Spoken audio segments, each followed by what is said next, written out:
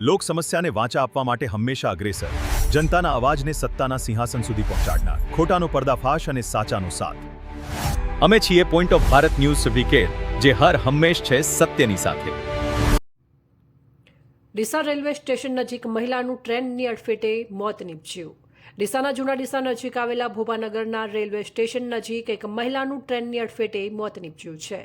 આ ઘટના ડીસાના ભોપાનગર ફાટક અને રેલવે સ્ટેશન વચ્ચે બની હતી.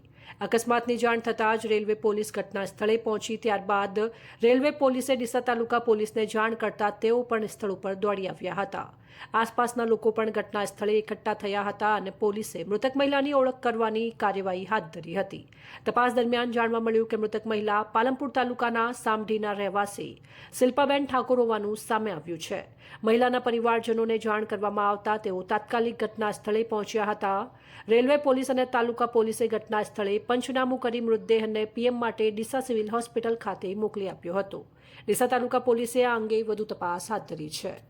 અહેવાલ મનુભા વાઘેલા, બનાસકાંઠા.